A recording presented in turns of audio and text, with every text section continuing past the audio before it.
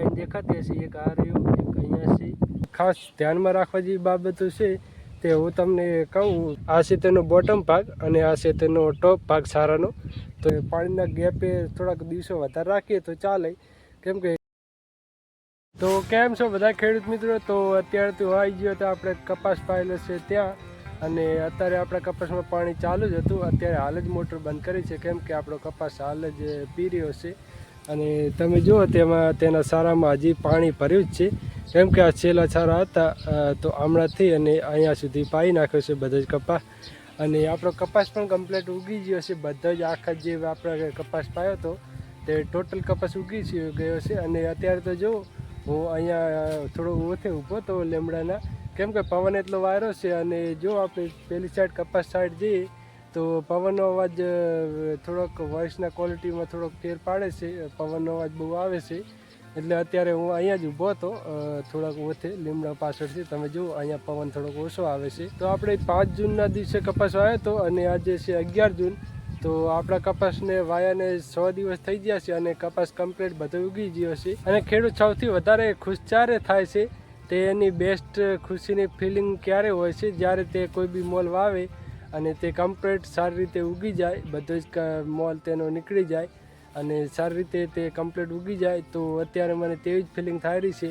જો આપણે જે કપાસ વાવ્યો હતો તે બધો જ કપાસ કમ્પ્લીટ આખો જ જે આપણે જે બીજ વાવ્યા હતા તે બધા જ બીજ કમ્પ્લીટ ઉગી ગયા છે. એક પણ બીજ એવું નથી રહ્યું કે ના ઉગ્યું હોય. તો હું તમને ત્યાં જઈને બતાવું. તો ત્યાં થોડોક વોઇસમાં પ્રોબ્લેમ થઈ શકે છે, કેમ કે પવન વધારે છે એટલે પવનનો અવાજ થોડોક આવી શકે છે.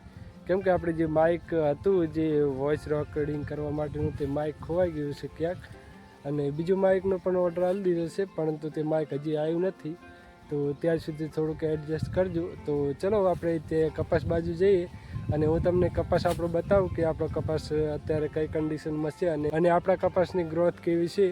તો ચલો હવે આપણે જે કપાસના ખેતરમાં, તો જો આપણે જે કપાસનું પાણી આપવાનું ચાલુ હતું તે હાલ જ પાણી પી રહ્યું છે અને હાલ જ આપણે મોટર બંધ કરી છે. અને કપાસની ગ્રોથ તમને બતાવું તો આજે 6થો દિવસ છે કપાસનો અને કપાસ આવડો કાંક થયો જ ગયો છે.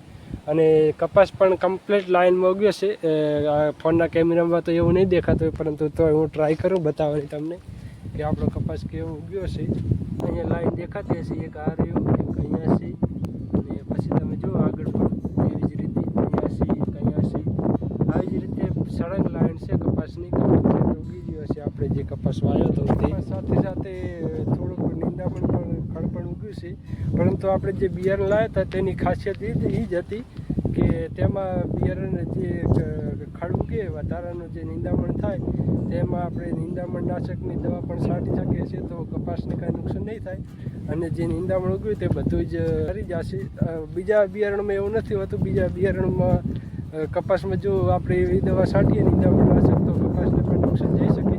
પરંતુ આપણે એટલા માટે જ આપણે આ ભાગમાં ખબર હતી આપણને કે આ ભાગમાં થોડુંક નિંદામણ વધારે થાય છે, એટલા માટે આપણે સ્પેશિયલ તે રીતનું જ બિયારણ લાવ્યા હતા કે તેમાં નિંદામણ નાશકની દવા નાખીએ તો પણ તે કપાસને નુકસાન ના થાય અને નિંદામણ જે ઉગ્યું હોય તે બધું ભરી જાય. ત્યારે જો હાલ જ આપણે પાણી આલ્યું છે કપાસમાં, એટલે આપણે 2 થી 3 દિવસ પછી થોડોક વધારે સારી ગ્રોથ થઈ જાય કપાસની. પછી આપણે નિંદામણ નાશકની જે દવા આવે તે અંદર છાંટી દઈશું એટલે બધું જે ઉગતું ખડ જે રહ્યું તે બધું ભરી જાય. જો આપણે બીજી સાઈડ આવી ગયા હતા ખેતરના, અને ત્યાં પણ જો તમે કપાસ કમ્પ્લીટ એક લાઈનમાં ઉગ્યો છે. તમે તેની લાઈન જોઈ શકો છો કપાસની. આપણે કપાસને આજે 100 દિવસ થઈ ગયા છે અને 100 દિવસમાં આપણે સળંગ 3 પાણી આવરી દીધા છે 2-2ના દિવસના ગેપમાં. કેમ કે આપણે જો કપાસ જ્યારે ઉગતો હોય ત્યારે તેને જે આપણે સારા પડ્યા હોય તેમાં થોડોક સારો ભેજ રહે અને સારા પલળેલા જેવા સારા રહે તો કપાસનો ગ્રોથ સારો થાય છે. સહેલાઈથી તેનું બીજ ઉગવામાં થોડો પ્રોબ્લેમ નહીં થતો અને સહેલાઈથી બીજ ઉગી જાય. એટલે આપણે જો સ્ટાર્ટિંગમાં તો આપણે કમ્પ્લીટ સારી રીતે તેને પાણી આપવું જોઈએ અને પછી થોડોક દાણાની ગેપ રાખીને પાણી આપીએ તો વાંધો ના આવે. પરંતુ સ્ટાર્ટિંગમાં જ્યારે આપણે કપાસ ઉગતો હોય ત્યારે આપણે જે પાણી એવા 2-3 દિવસના ગેપમાં જ આપણે પાણી આપી દઈએ તો તેને કપાસનો જે છોડ આવે તેને ઉગવામાં પ્રોબ્લેમ ના થાય અને સારી રીતે એવી તેની ગ્રોથ થાય. અને કપાસ સોંપતી વખતે અને કપાસ સોંપ્યા પછી પણ 2-3 એવી ખાસ ધ્યાનમાં રાખવા જેવી બાબતો છે તે હું તમને કહું. પહેલાં તો આપણે એક સારામાં કમ્પ્લીટ હું તમને કપાસનો છોડ બતાવું અને પછી તે ધ્યાનમાં રાખવા જેવી બાબત કઈ છે પછી હું તમને સમજાવું. તો જો આપણે આ રીતના આપણે કમ્પ્લીટ સીધા સારા નાખી દીધા હતા કમ્પ્લીટ આવી રીતના તમે જુઓ. અને પછી જે આપણે કપાસ સોંપ્યો તે તમે જુઓ આ રીતનો આપણે આ જગ્યાએ કપાસ સોંપ્યો છે. તો આ છે આપણે કપાસને સોંપવા માટેનો સારો જે આપણે ટ્રેક્ટરની કલ્ટિવેટર વડે નાખ્યો હતો. તો જુઓ તમે આ છે તેનો બોટમ ભાગ અને આ છે તેનો ટોપ ભાગ સારાનો. તો જો અહીંયાથી આટલા સુધી જે સારાનો ઢાર આવે તે ઢાર છે અને આપણું કપાસનું બીજ તમે જો મિડલમાં જે વચ્ચે આ જગ્યાએ સોંપ્યું હતું. વચ્ચે સોંપવાનું કારણ શું છે અને આવી જ રીતે કપાસનું બીજ સોંપવું પડે.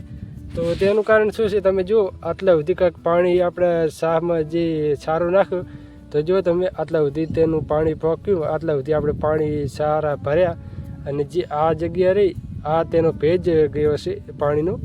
તો તમે જો આપણે આ જગ્યાએ કપાસ વાવ્યો છે તો તેનું કારણ શું કે જો આપણે વધારે ઉપર પણ ના કપાસ વાવે કેમ કે જો વધારે આટલી જગ્યાએ વાવે તો તેનો પાણીનો ભેજ ના પોકે અને તેને નીચેની સાઈડ વાવી દઈએ તો તે પાણીમાં દટાઈ જાય અને એને ઉગવામાં થોડોક પ્રોબ્લેમ થઈ શકે. એટલે સારો જે સારાનો ઢાર હોય તેની વચ્ચે જ કપાસનું બીજ વાવવું જોઈએ. જો આ રીતનું કાંઈ એટલે જો અહીંયા ભેજ પોકે છે અહીંયા આટલા સુધી પાણી છે અને આપણે ત્યાં જ કપાસનું બીજ વાવેલ છે એટલે બીજને પણ નુકસાન ના થાય અને ભેજ પણ કમ્પ્લીટ કપાસને મળી રહે તો બીજને ઉગવામાં પણ પ્રોબ્લેમ ના થાય અને કપાસનો જે છોડ આવે તેની ગ્રોથ પણ સારી થાય. તમે જો આ રીતનું કંઈક આ એક બીજ છે અને બીજું પણ એવી જ રીતે સોંપર છે અને તમે અહીંયા જુઓ બીજું છોડ છે કપાસનું અને આ સાઈડ પર તમે જુઓ તો એક લાઇનમાં કપાસ ઉગવો અને સાહ સીધો ના નાખી અને વાપસ સાહ થઈ જાય તો પછી પણ પ્રોબ્લેમ થઈ શકે છે. જ્યારે કપાસ મોટો થઈ જાય ત્યારે આપણે તેમાં ટ્રેક્ટર ચલાવવાનું હોય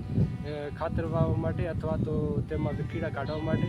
ત્યારે જો એક લાઇનમાં કપાસ ના હોય તો વિખીડું ચલાવતી વખતે તેમાં વિખીડામાં નીકળી પણ કપાસ શકે છે. એટલે તો કપાસનો સાહ સીધો જ રાખો અને કપાસની જે લાઈન હોય તે પણ સીધી જ રીતે સોંપવી. તો પછી જ્યારે આપણે વિખીડા હાંકીએ ટ્રેક્ટર વડે તો તેમાં કપાસ પણ ન નીકળે અને વિખીડા પણ એમાં સારી તેમાં ખેડ થઈ શકે. તો જો આવી કંઈક બાબતોની સારી રીતે આપણે ધ્યાન રાખીએ કપાસ જ્યારે સોંપતી વખતે અને ઉગ્યા પછી તો કપાસની ખેતી સારી એવી મુનાફાવાળી છે તો તેમાં કપાસનું સારું એવું ઉત્પાદન મળે. તો આવી આપણે બાબતો થોડી ધ્યાન રાખીએ તો સારી એવી કપાસની ખેતી થાય. અને કપાસના 100 દિવસ થઈ ગયા છે અને 3 પાણી આપી દીધા છે અને કપાસ કમ્પ્લીટ બધો ઉગી ગયો છે. એટલે હવે આપણે શું કરીશું કે અમુક જગ્યાએ થોડોક ગેપ રહી ગયો છે વધારે ત્યાં આપણે કપાસના બીજા બીજ જે વધ્યા તે ત્યાં સોંપી દેશું એટલે તે ગેપ પણ પૂરાઈ જાય અને કપાસ સળંગ લાઈનમાં થઈ જાય. આપણે આજે પાણી આલ્યું છે એટલે હવે આપણે થોડાક પાણીના દિવસોની ગેપ આપણે થોડીક લંબાઈ દેશું અને આપણે જે આજે પાણી આપ્યું તો હવે 5 થી 6 દિવસ પછી પાણી આપશું કેમ કે હવે કપાસ ઉગી ગયો છે. એટલે હવે થોડોક આપણે પાણીના ગેપે થોડાક દિવસો વધારે રાખીએ તો ચાલે કેમ કે કપાસને વધારે ભેજ પણ ના સારું. આ તો શું કે ઉગવામાં પ્રોબ્લેમ ના થાય એટલે આપણે જ્યારે કપાસ સોંપીએ ત્યારે થોડુંક પાણી વધારે આપવું જોઈએ તેમાં. તો હવે જ્યારે આપણે પાણી આપશું ત્યારે 6 થી 7 દિવસના ગેપ પછી આ પાણી આપશું. તો આવી કંઈક બાબતોને ધ્યાન રાખીને આપણે જો કપાસની ખેતી કરીએ તો આપણે કપાસની ખેતી સફળ ખેતી કરી શકીએ અને તેમાંથી સારી એવી આવક મેળવી શકીએ.